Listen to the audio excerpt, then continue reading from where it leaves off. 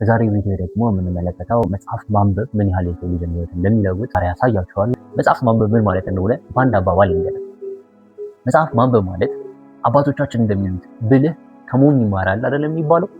መጽሐፍ ላይ የተጻፉ ነገሮች አብዛኛው ነገሮች ሰዎች የኖሩት ሰዎች በህይወታቸው አድርገውት ያለፉት ነገር የሰራላቸው የተሳካላቸው ወይም ይሆናል ብለው ያሰቡት ነገር መጽሐፍ ላይ ጽፈዋል።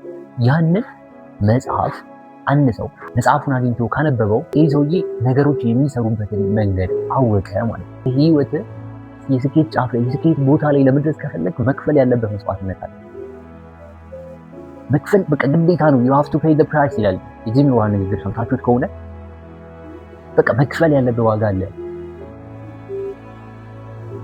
መክፈል ያለበት ዋጋ አለ። እነኛ ነገሮች የሚያስተምረው መጽሐፍ ኢዝ ላይ ጋር ላይ መጽሐፍ ማንበብ ማለት ለህይወትህ መሄድ የምትፈልግበት ቦታ ላይ ካርታ እንደሚያዝ ማለት ነው። አቶ አሸናፊ ኢምፓክት ሴሚናር መስራች የሆኑት አቶ አሸናፊ ሲናገሩ ህይወቱን ለመለወጥ በሚሞክርበት ሰዓት ላይ ብዙ መጽሐፎችን ያነብ ነበር እና እነኛ መጽሐፎች ሁሉም የራሳቸውን አቅጣጫ አሳይቷል። አንዱ መጽሐፍ በዚህ ሂድ ይለዋል፣ ሌላኛው በዛ ሂድ ይለዋል እና ይሄ ሰውዬ አቶ አሸናፊ በዚህ መሀል በጣም ግራ ይጋባሉ እና ምንድነው ማድረግ ያለበት? ሁሉም መጽሐፍ የኔ መንገድ ተከተል ነው። ስለዚህ አቶ አሸናፊ አንድ ነገር ማድረግ ነበረበት። እሱም ቤዚክ የሆነው የሰው ልጅ መመሪያ ተብሎ መመሪያ የነው ተብሎ የተሰጠን መጽሐፍ ቅዱስን አመጣና ከሱ ጋር የሚሄዱ መጽሐፎችን ይቀበላል፣ ከሱ ጋር ግን የማይሄዱ መጽሐፎችን ይጥላል ማለት ነው። እንደዛ በማድረግ እንግዲህ አሁን ከባይብል ጋር የሚሄዱ መጽሐፎችን እያሳደደ ማንበብ ጀመረ። አሁን የምታዩትን ኢትዮጵያ ላይ ትልቁ ፐርሰናል ዴቨሎፕመንት ኢንዱስትሪ ላይ የምናውቀው ነው አቶ አሸናፊ። መጽሐፍን ማንበብ ስትጀምር መጀመሪያ አካባቢ ላይ በጣም ይደብራል። አንብበህ ማታውቅ ከሆነ በተለይ ደግሞ ማንበብ የጀመርከው ቢዝነስ ነክ ነገሮች፣ ፐርሰናል ዴቨሎፕመንት ምናምን ነገሮች ከሆኑ የመጀመሪያ አካባቢ ስለሆነ ትንሽ ከባድ ነው። አታነብም። ምናልባት ከ10 ፔጅ ከ5 ፔጅ ምናምን የዘለለ አታነብም። ግን it takes years እውነቱን ልንገራችሁ it takes አመታት ይወስዳል። አንድ ሰው በአመታት ውስጥ 10 ፊክሽን አንብቦ ከጨረሰ ሰው አንድ የስብዕና እድገት መጽሐፍ በአመታት ውስጥ አንብቦ የጨረሰ ሰው በጣም ተጠቃሚ የስብዕና እድገት መጽሐፍ አንብቦ የጨረሰ ሰውዬ ብዙ ነገሮችን አግኝቷል። መጽሐፍ ማንበብ በጀመርኩባቸው አመታቶች ትዝ ይለኛል በጣም ብዙ ኢንተረስትድ አልነበርኩም። መጽሐፍ አንዱን ጀምራለሁ፣ አንዱን ጥላለሁ፣ አንዱ እሄዳለሁ። በትክክል እንኳን መጽሐፍ ለማንበብ የወሰደብኝ ጊዜያት እርግጠኝነት እላለሁ 1 ዓመት ይሆናል። በትክክል መጽሐፎቹን አንብቦ ለመረዳት እንደገና ደግሞ ያነበብኩትን ደግሞ ህይወቴ ላይ አፕላይ ለማድረግ በትክክል 1 ዓመት የፈጀብኝ ይመስለኛል። መጽሐፍ ማንበብ ሲጀምር ያለበትን ቦታ ወስነ እንድታደርግ ያደርጋል። ማለት ሰው አካባቢ ወስኗል። ሰው ማለት የሚውልበትን ነው። አንተ ጓደኛህን አሳየኝ፣ ውሎውን አሳየኝ፣ ማን እንደሆንክ እነግርሃለሁ አይደለም የሚባለው።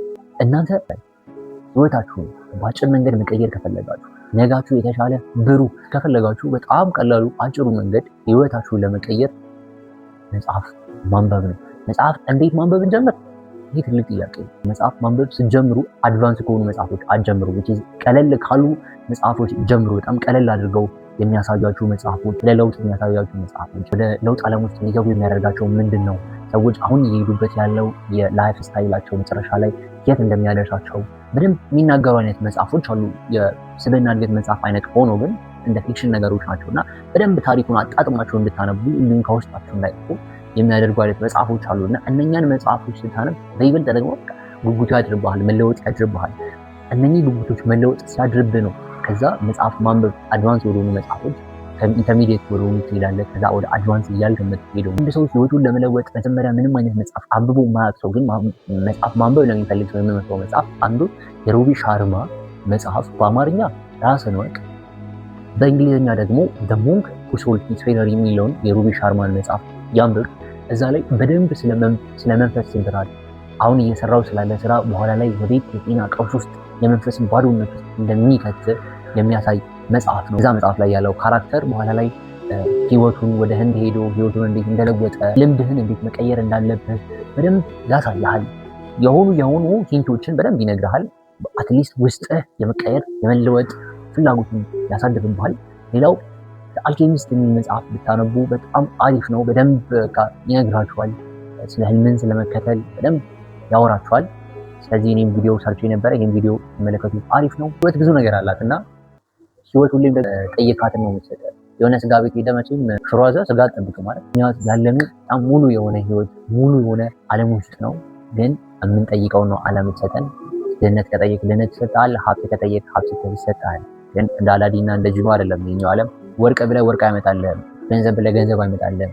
እንደዛ ለመሆን ራስን ማለማመድ፣ ራስን ማሳደግ፣ ራስን ማበርታት፣ ራስን ማብቃት አለብህ። ያንን ማድረግ ከቻልክ ደግሞ የምትፈልገው ስኬት አንተ ጋር ከመምጣት የሚያግደው ማንም የለም። እንድትረዱ የምፈልገው ነገር ሌላኛው ደግሞ መጽሐፍ ማንበብ ስለ ቢዝነስ ነው። ቢዝነስ ላይ የተጻፉ በጣም ብዙ መጽሐፎች አሉ። አሁን እኛ ሀገር ላይ ብዙ ቢዝነሶች አይታችሁ ከሆነ በጣም ትንንሽ ኢንተርፕራይዞች ናቸው ያሉት። ስሞል ኢንተርፕራይዞች በጣም በየቦታው አሉ እና እነኛ ኢንተርፕራይዞች አሁንም 16 ዓመት 20 ዓመት 30 ዓመት ኢቨን አንድ ትንሽ ምግብ ቤት ከፍተው በቃ ወደ ሆቴል ደረጃ እንኳን ሳያድጉ የምታገኟቸው ቢዝነስ ኦነሮች አሉና እነኛ ሰዎች ከምን አንጻር ነው ሁሌ ተመሳሳይነት ስራ ሲሰሩ ታያላችሁ፣ ተመሳሳይ የሆነ ላይፍ ስታይል ሲኖሩ ታያላችሁ። እና እነኚህ ሰዎች በደንብ ማደግ ይችላሉ። ገንዘብ እየሰሩ ነው፣ እየመጣ ነው፣ ለምንድን ነው ያሉት ለሚለው ጥያቄ በደንብ መፍትሄ የሚሰጣችሁ ደግሞ መጽሐፍ ማንበብ ነው። ቢዝነሳችሁ አላድግ ብሏችሁ ከተቸገራችሁ መጽሐፍ አንብቡ። ኦኬ አብዛኛው ሰዎች እውነት ነው። እውነቱን ለመናገር ከተባለ እንዴት መጽሐፍ ማንበብ እንዳለባቸው የማያውቁ ሰዎች አሉ። እዚህ ላይ ደግሞ እኔ የሚጨምርላችሁ ምንድን መሰላችሁ? ለልጆቻችሁ ፍቀዱላቸው፣ መጽሐፍ እንዲያነቡላችሁ ጠይቋቸው።